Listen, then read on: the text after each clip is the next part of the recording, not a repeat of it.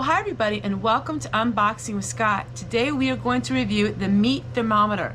Now, I use these thermometers for all kinds of cooking needs, but they are intended for meat.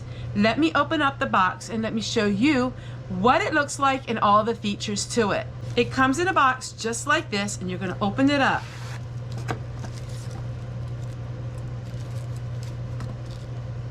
It comes with an extra battery. Also comes with some of these Velcro stick tabs in case you want to hang it up and have it used with Velcro. When you have it closed, it shuts itself off. So when it's closed, it's not on. When you open it up, you'll start seeing the temperature readout.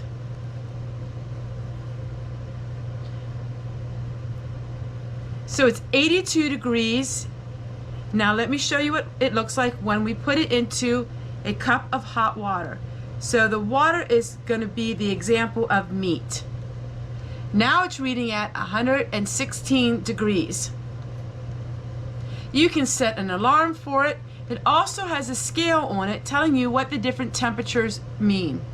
In other words, on the top of it here on the interface, it will say poultry stuffing and what temperature it should be reading.